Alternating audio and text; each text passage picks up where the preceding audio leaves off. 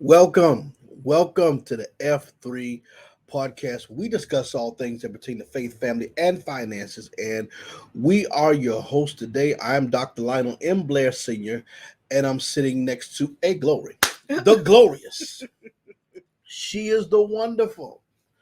Okay, she is the delicious. Don't Let start. me stop. She is the reason why I am a senior. She is my wonderful wife. She is the sainted mother herself, Saint Jasmine the First. Dr. Jasmine Blair, we got a good one for you today, as always. Welcome everybody to the F3 podcast. Shout out to all of our first time and long time viewers. Listen, be sure to like, subscribe, and Yeah. share. Hit the little notification bell in the corner so you'll be notified every time we drop a new episode. And remember, no subject is off limits because we will talk about what your pastor wants. So Like today. this is going to be one of those good general topics. I think we're going to Yeah. go in a lot of different directions because there's some different angles that need to be discussed on this. And I don't think y'all, I don't know. I think the religious folks are going to have a problem with today's episode per usual, but there's a lot that I've got to say. So today we're going to dive into platonic relationships and Yes. mastering those relationships because that seems to be a missing element in society, period.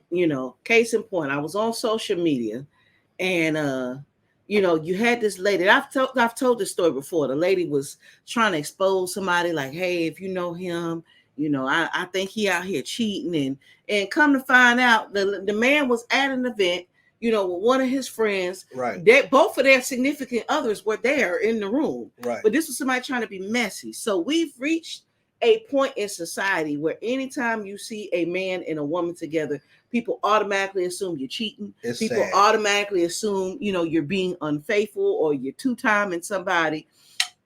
We've reached a point in society, especially in the church, that a man and a woman cannot go to a restaurant and have a casual lunch in the middle of the day, have a casual dinner at like 5, 6, 7, 8 o'clock without somebody assuming they're either dating or it's a sneaky link situation or somebody is being unfaithful to somebody. Right.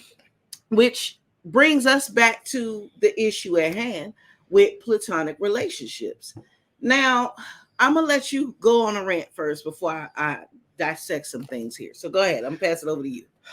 See, because society has been sexualized, Yes. we think everything is automatically somebody linking up to have sex. Mm-hmm. So it's like, okay, like rather it's because see now you got the LGBTQ stuff. So rather it's the opposite sex Or the the same sex now. You can't hardly go nowhere. Back in the day, women used to say, oh, I'm hanging out with me and one of my girlfriends, and nobody thought nothing. You can't of even it. use the word girlfriend. Now you gotta specify Yeah. what you talking about. Yeah, for real. You can't even use the word girlfriend now. You know, and ain't no man that ain't dating another man ain't gonna say boyfriend. Okay. So I think because everything is so sexualized and because people have the lack of self-control, now we have to put boundaries in place that's not even really biblical.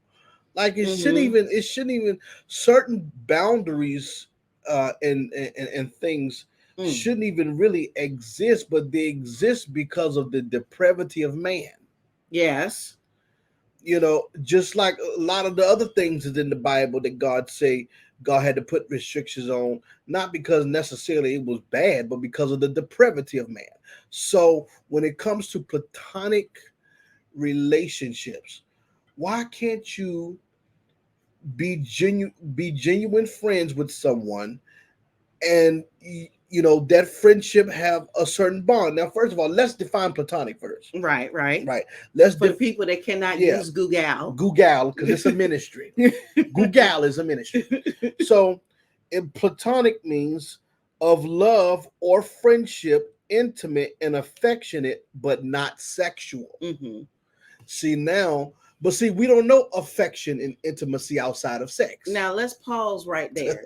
because that's the first issue. A lot of us we all raised different. We all come from different backgrounds. A lot of people do not know non-sexual intimacy. They do not know emotional intimacy. Yeah. They don't know social intimacy. Yeah. So these are anytime people hear intimate, they're thinking intercourse. But intimacy is so much more than that. So if you're listening and that was your first thought, you are intimately illiterate. You're going to have to expand your knowledge. Yeah. Because it includes so much more than that. And this is a side tip because this ain't even what we talk about today. But married people, if you are struggling in the intimacy department, in the physical intimacy department, this is probably a reason why, because you're missing the rest of the things that actually encompass what intimacy is. Yeah. So if you don't know how to be intimate with a person without it being intercourse, that is something for you to discover. You are going to have to learn and study and just expand who you are as a human being, first of all. But then you also talked about affectionate. You have a lot of children that grow up to be adults who are touch deprived. Their parents didn't hug them. Yeah. Their parents didn't kiss them on the forehead or whatever, or snuggle with them on the couch. And unfortunately, there are bad people in this world that make things like that a bad thing. Yeah. But a lot of people do not have a healthy version of that. That's true. So when you become an adult, now you have to justify or specify or put a premise or disclaimer on everything. Yeah. You should be able to hug somebody, whether they're the opposite sex or the same sex, if it's a consensual hug, without you having to specify that it's not this or it's not that, or I don't want it to look a certain type of way. It's crazy, right? And especially for us as men, we can't even compliment each other without saying no homo. But some people may say, well, y'all supposed to be Christians. Where is this in the Bible? Okay, platonic relationships is in the Bible. It's in community too. Yeah, it's in community.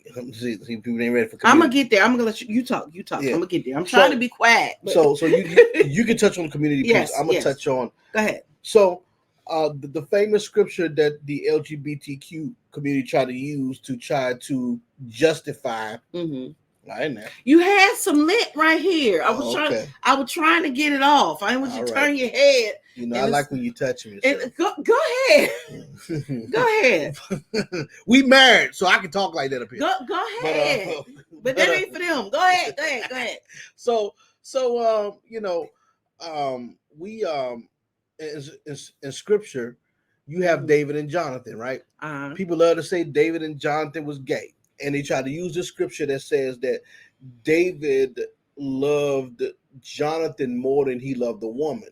And we know how much David loved women. Okay. But see, that don't mean that love was sexual. That part.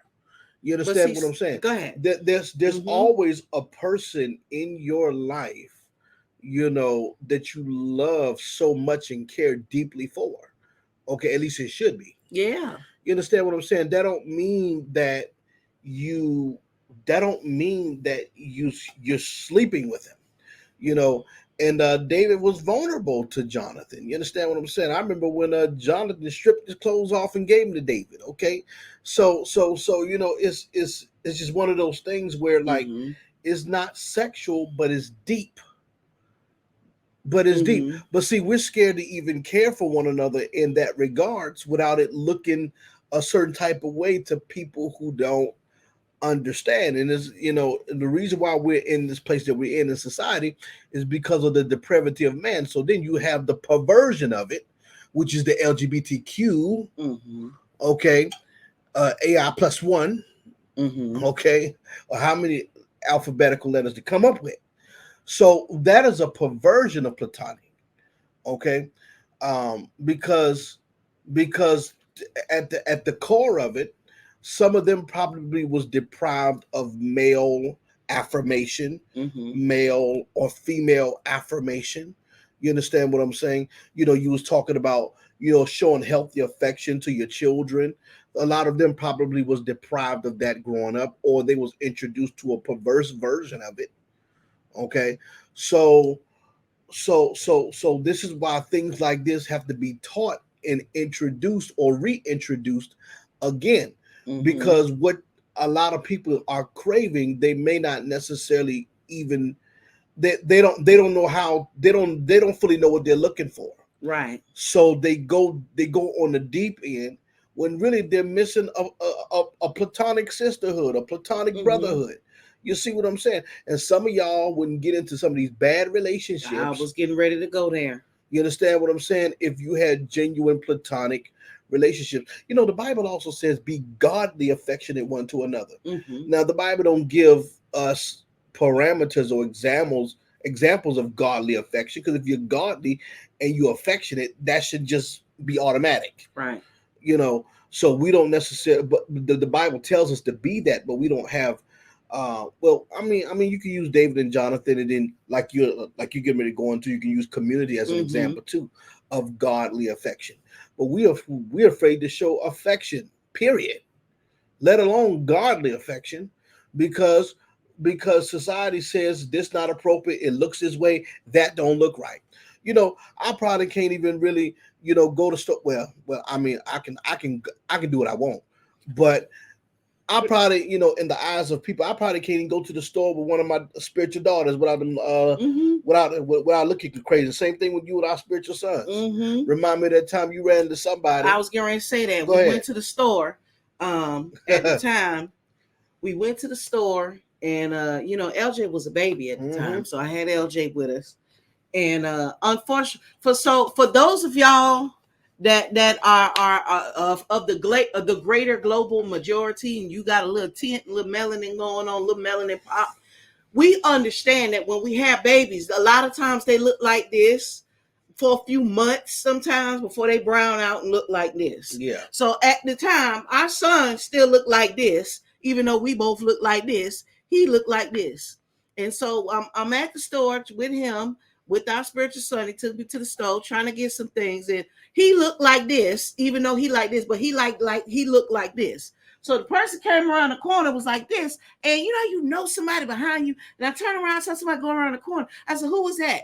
And he said, "That was such and such from such and such church." I'm like, "Oh Lord." I'm like, "Here, take LJ," because I knew in my spirit what she was getting ready to go do. Because the way she was tiptoeing around the corner, y'all done seen the episodes of Tom and Jerry when he come around the corner, he started dancing on the phone like this. That was the little look. She had that tiptoe around the corner in the grocery store. I'm like, "Here we go." And so I went around there. "Hey, sister," whatever her name is. We're going to call her Sister Watermelon. "Hey, Sister Watermelon. Hey, hey, woman of God. God bless you. But you saw me, but you ran around the corner before I could turn around and greet you, and you didn't speak to me because you was ready to go make up some mess." So then she started telling me about some event they was having, blah, blah, blah. Nope. And I told her, "Well, hey, I'm at the store. Obviously, I got my child. My spiritual son brought me to the store. I'm getting ready to go back home and rest. But, tell Pastor so-and-so I said hello. It was good to see them. Once I rest up and, we are officially out the house on a regular, we'll come by and see you." Couldn't even go to the store without her getting ready to go tell somebody some mess because I'm at the store with a man. And I knew exactly where they was at, and I didn't care. But see, and that's where the issue of how society cuts into community. Yeah. Because we should be able to help one another and assist one another, and godly, ethical affection and caring for one another without it being an issue. That's right.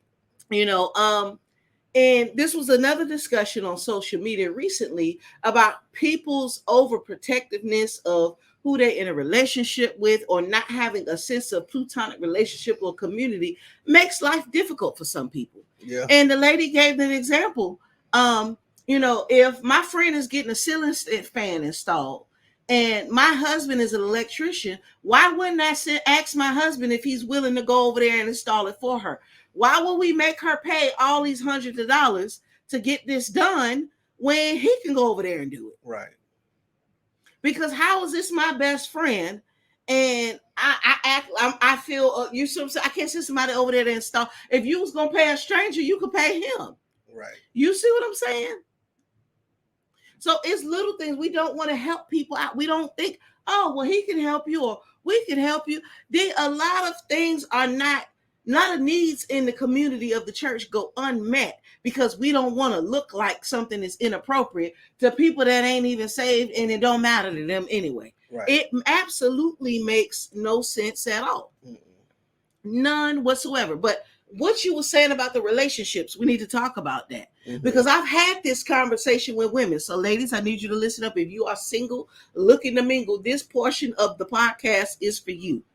Wait, please do not rush to get a man. Thank you. Please don't rush to get a man. Don't Get me wrong. I love you. I thank God for you. I'm so glad that God sent you into my life. But I was fine. You see what I'm saying? I was content not being in a relationship. I was content being by myself. It wasn't, oh my gosh, I gotta get a man, I gotta get a man, I gotta get a man. I was fine. I knew how to function in life without a man. Some of y'all act like y'all don't know who you are without a man. That's true. Build healthy platonic friendships. You want somebody to take you out to dinner? One of your friends can take you out to dinner. Yeah. You want somebody to go to the movies with? You can go with your girls to the movies. You want to go on a vacation? Your girls can go on vacation. You don't see and again, yes, I understand a romantic relationship is different, but my point is, if you have solid, healthy, ethical, platonic relationships, a lot of that, I need a man, is just you're just bored and lonely, and you just need to build better friendships. You need to build better friendships. Because a lot of these things that you want to get out and go do, a lot of these places that you can do that with your friends. You don't actually have to have a man because you want to go out to dinner. You don't have to have a man because you want to go shopping. You don't have to have a man because you want to go get your hair and your nails done. If you've got solid friendships, these women should be like, girl, let me take you, we're going to get some dinner. Right. That's going to bring the fulfillment. So when Dusty Rusty rolls up, hey, you know how I'm doing. You're not interested. You are not impressed with the 2 for $20 because you know you can go do that with Sister Watermelon. Right. Sister Watermelon take you to the 2 for $20. It's simple. A lot of y'all get caught up in these relationships, or it went too far, or this happened and I slipped up because you had somebody in your house that shouldn't have been in your house because you felt lonely, because you wanted attention. Go sit and snuggle with your friends and watch a movie. If you just need a snuggie or a blanket, if that's what it's going to take to keep your clothes on and to keep you from dropping your drawers to somebody that you're going to regret later on, just build solid friendships. It's simple. It's that simple. Come on now. It's really that simple. But see, now we got to talk about the other piece. Now, men, this is the piece for y'all. I got to get on this piece. Now, what I'm going to say is going to sound strange to you, but then it's going to make sense. Because, see, there's this whole theory. There's this whole myth in this theory about the whole friend zone thing with men. And the idea that a lot of men do not befriend women innocently. Some do, but most don't. A lot of men accept their role in the friend zone, but they, in their mind, they in the queue. They waiting for you to break up with somebody. They waiting for your relationship to fall apart. They waiting for it not to work out. They want to be the shoulder that you cry on for possibly a chance to sleep with you. Them ain't the kind of friends that you want. Right. I believe that men and women can have solid platonic friendships, but it's rare because if we're going to be honest, society does not really teach men how to befriend women they don't plan on sleeping with. And that's a whole society. You see what I'm saying? That's a societal problem. So I don't think we're going to solve that in this 30-minute podcast. But for those of y'all that are listening, all y'all boy moms, all y'all boy dads, y'all need to address this. Because, see, we just got to raise better sons so they can become better men. Right. That's the first thing. Right. But that's a whole nother episode by itself. But, men, y'all need, you don't need to be in her field. I just want to take her. No, go sit there, play that Xbox with your friends. Don't be at her house, get caught, because see, women will catch you up too. Oh yeah, nah, I just cooked a little dinner. It's a setup. No, stay over there with your homies if you ain't trying to get caught up. Because when women be slick too now. And if you got a woman friend of the opposite sex, and y'all want to go out somewhere in public and eat during the day. All right, or but even early evening. Yeah, even early evening. That's but part of the day to me. It shouldn't be 11 o'clock at night. Oh, we just going to get a little bite. That just looks wrong. whether you saved or not. That's like, you know, how they say on the show Family Feud, we surveyed 100 people. At least 85 of them people were like, yep, these sneaky link hours. Just don't do that. That's a setup, especially you get a few drinks in you, boy. That's don't even do that. That's a whole setup, okay? Don't even do that to yourself. But we've got to get better at this. But see, now I want to get on the church. I want to get on the church because if we're going to be honest, well, yes, the folks, but the entity, the folks in the entity. Mm-hmm. Well, yeah, it's the folks because anyway, but as the entity, because we are responsible for the deterioration of platonic relationships in the church. How I know, case in point, how many of y'all have joined a church, or you heard people, well, when you get married, you should really hang around single people. You want to hang around other men. Listen, I don't know whose internet y'all been on, but in 2023, it's the married people that's breaking marriages up. Most of the single people minding their business these days. It's the married people breaking up the other married people. I've seen it. And it's becoming a more and more common situation. Just because they're married don't mean they're a better Christian. Can we just... Yeah. Just because they are married does not mean they are a more mature and sensible Christian. Because if we're going to be honest, some people got married because they couldn't keep their horny under control. Come on. Some people got married because they was already sleeping together, and at that point, well, we might have seen a lot of that. We don't went this far, so we might as well just try to make it right before God. There's a lot of immature and stupid married Christians, and honestly, some of the single ones got enough sense to know, you know what? I need to be single right now. I don't need to be with nobody. Just because they're single don't mean that they see. The problem is we label, honestly. It's my opinion. I think whoever came up with that was just horny themselves.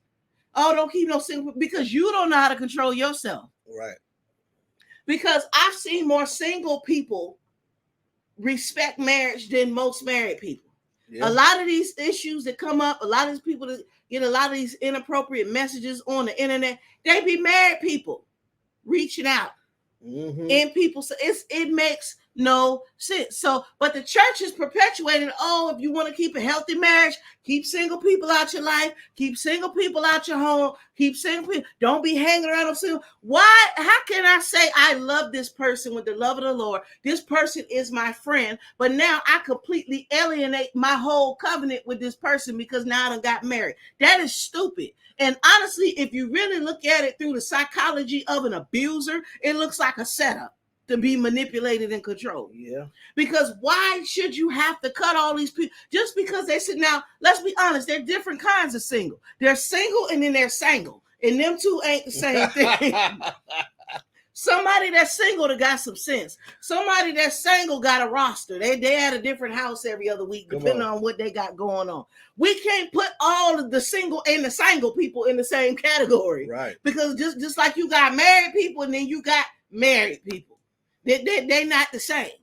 So you really have to look at the quality of person. And honestly, for a lot of these people, a lot of these marriages that have fallen apart, a lot of these marriages that's on the verge right here, a lot of these people that have an unfortunate testimony, if they had a solid circle of platonic friendships, that marriage wouldn't even got that bad. They probably wouldn't have gotten abused like that. They would have been able to get out early or when it first started before it was too late. Yeah, I'm sorry. If you marry, you need somebody to know that there's a group of people that will beat them up over you. Mm-hmm. That's just how I feel about it. If somebody not willing to beat them up over you, you need a circle of friends. Go ahead.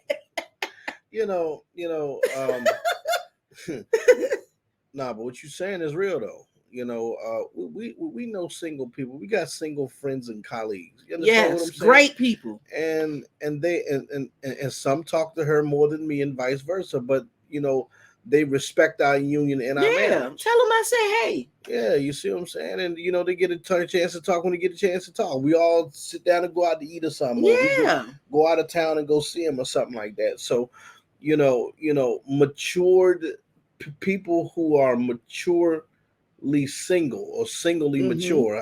How am I supposed to word that? People who are mature in their singleness, put it that way. You know, they Single, not single. yeah, they're not running around here trying to break up marriages and stuff like that anyway. You know, there are people that won't even talk to me after a certain time of night, okay? Mm-hmm. Because they're just respectful of, you know, the fact that I'm married. Absolutely. You see what I'm saying? So, you know, I think that again, you know, when it comes to platonic relationships, man, we're gonna have to really examine this, you Yes. know, and realize that we don't have platonic relationships because we ain't mature. And we haven't battled our own demons, because if you can't be friends with somebody without you having sex with them, there's a deeper problem. Yes, There is a deeper problem there.